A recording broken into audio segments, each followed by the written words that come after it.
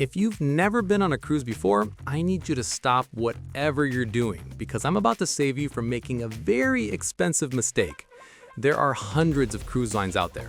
Most first-timers just Google best cruise and book whatever comes up first. And then they end up on the wrong ship for who they actually are, and they hate it. I've done the research. I've gone through the latest rankings from US News, Cruise Critic, and Travel and Leisure. And today I'm breaking down the 5 best cruise lines specifically for first-time travelers. Not just the rankings, I'm telling you the exact ship to book, the ideal starter route, how much to realistically budget, and the things nobody tells you until it's too late. Stay until the end, because number 4 on this list is one that most people completely sleep on, and it's honestly the most awarded cruise line of 2025. Real quick, before we dive in, when people say best cruise, they usually mean one of 3 things. The cruise line, that's the company, like Royal Caribbean or Disney, the cruise ship, the actual vessel, or the cruise journey, the route and destinations.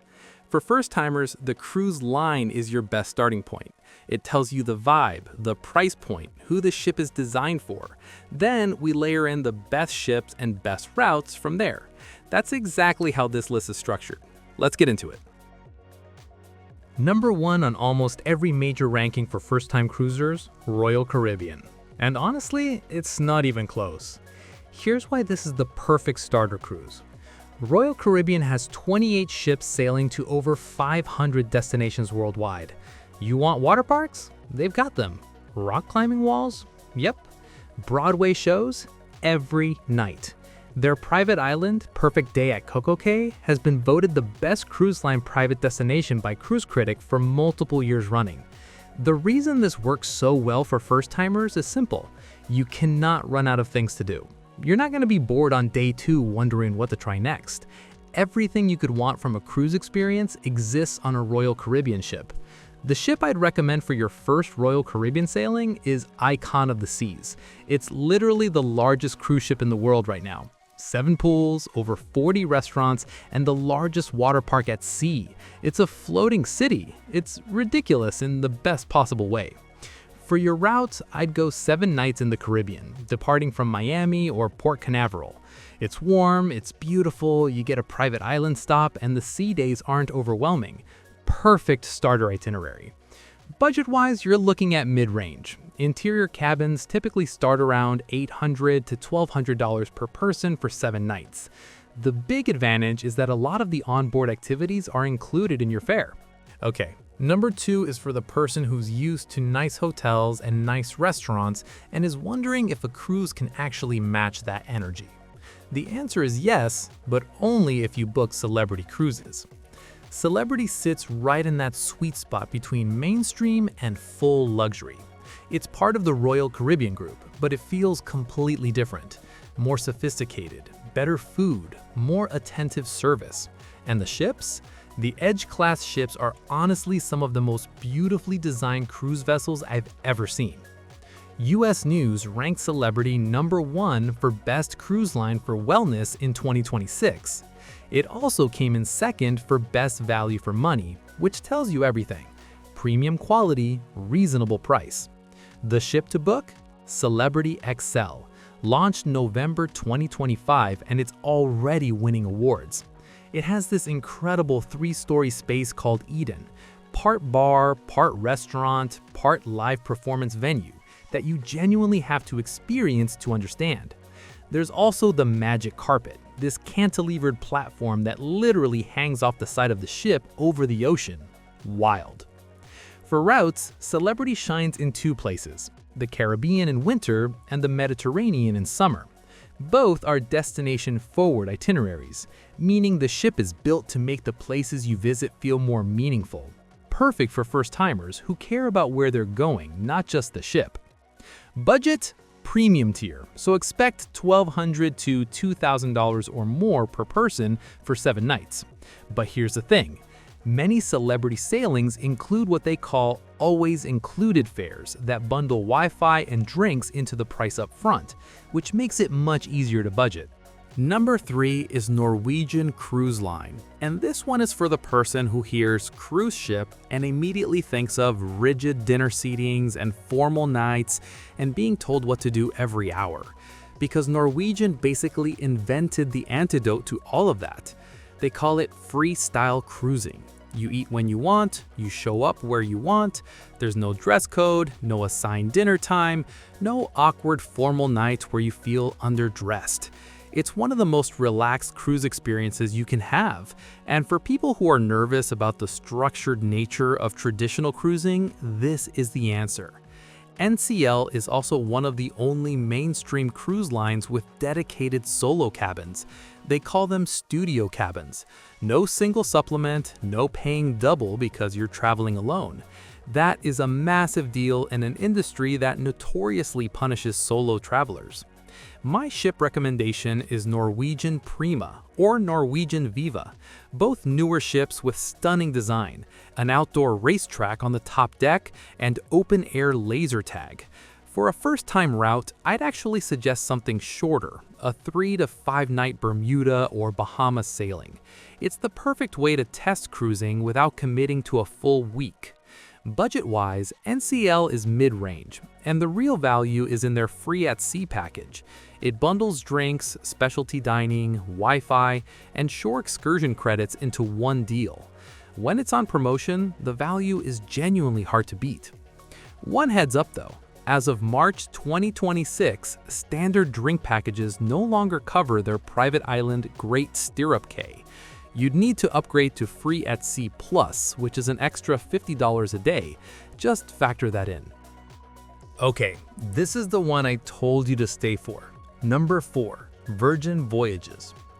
If you've ever looked at cruising and thought, that's not for me, it's too old, too stuffy, too cheesy, Virgin Voyages was literally designed with you in mind. It is the most awarded cruise line of 2025 going into 2026, and it completely breaks every cruise cliche in the book. Here's what makes it different.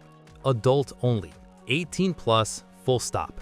No formal nights, no traditional buffet, and this is the part that blew my mind. All restaurant dining is included in your fare. Not 1 or 2 specialty restaurants, all 20 plus restaurants on board. No surcharges, no reservations required. That is almost unheard of in this industry. US News ranked them number 1 for best cruise lines for the money in 2026. Travel and Leisure readers gave them a score of 94.8 out of 100, the highest of any mainstream cruise line. Cruise Critic gave them Best Ocean Cruise Line, Best Dining, Best Entertainment, and Best for LGBTQ+ travelers, all in the same year. The newest ship is Brilliant Lady, launched in 2025. It's everything good about their first 2 ships, but refined based on real passenger feedback. Bigger pool deck, sharper design. For a first sailing, go Caribbean for Miami. There's a stop at their beach club at Bimini, their private destination, and it is stunning. Get there early for the best spots. And 2026 is historic for Virgin.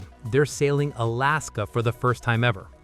Budget note, the fares look higher up front than Norwegian or Carnival, but once you factor in that all dining is included, it often works out to better value. Drinks are not included in the base fare, but there's a bar tab add-on that's worth looking at. And number 5, Disney Cruise Line. And look, even if you don't have kids, hear me out, because Disney does things that no other cruise line does. When it comes to family specifically, Disney is in a class of its own. US News ranked them number 1 for best cruise lines for families and number 1 for best cruise lines in the Caribbean in 2026. Travel and Leisure readers gave them an 88 out of 100, top of the family category. The ships are immaculate. The theming is magical without being overwhelming. The service is consistently rated best in class. And there are little details that tell you Disney thought of everything, like the fact that most family staterooms have split bathrooms, meaning the shower is in a completely separate room from the toilet. 2 people can get ready at the same time. Sounds small, makes a huge difference on a family trip. Cruise Critic gave Disney best cabins for 2025, above every other cruise line out there. The newest ship is Disney Destiny, launched in 2025. It features villain-themed entertainment, which is a bold new direction for Disney, and updated cabin layouts. For your first sailing, I'd go the Bahamas, 3 to 4 nights from Port Canaveral. It includes a stop at Castaway Cay, Disney's private island, which is genuinely one of the most beautiful cruise destinations in the Caribbean. One thing to note, Disney is premium to expensive. A 7-night Mediterranean sailing for a family of 4 can run over $7,000. It's a real investment, but for many families, the experience genuinely justifies the price. And one big practical tip, book as early as you possibly can. Disney sells out faster than any other mainstream cruise line. I'm talking months, sometimes over a year in advance for popular sailings. Alright, before I let you go, here are 8 things that apply no matter which cruise line you pick. Stuff that most first-timers don't figure out until their second sailing. 1. Book early. The best cabins, dining reservations, and shore excursions fill up fast, especially on popular ships. 2. Get travel insurance. Cruise lines are strict on cancellations. Medical emergencies at sea are expensive. Don't skip this. 3. Pack less than you think. Most ships have laundry facilities. You'll be fine. Overpacking is one of the most common first-timers' mistakes. 4. Track your onboard spend. Your account is charged to a credit card at the end. It adds up faster than you expect. Use the cruise line's app to monitor it. 5. Get scopolamine patches for seasickness. Far more effective than wristbands or ginger. See your doctor before sailing and get a prescription. 6. Arrive at embarkation city 1 day early. Missed sailings due to travel delays happen more than people think. The ship will not wait for you. 7. Your first day on board is chaotic. Find your muster station, explore the ship, and book anything time-sensitive before the crowds do. And 8. Budget for gratuities. They're typically added automatically at $15 to $20 per person per day. It's not optional on most lines. And that's your complete first-timer cruise guide for 2025 and 2026. 5 cruise lines matched to 5 different types of travelers. Royal Caribbean if you want everything. Celebrity if you want it polished. Norwegian if you want freedom. Virgin Voyages if you've never thought cruising was for you. And Disney if you're going with family. If this helped you out, hit that like button. It genuinely helps more first-timers find this video. And if you're already booked your first cruise or if you're still deciding, drop it in the comments. I'd love to know which line you're leaning toward. I'll see you in the next one.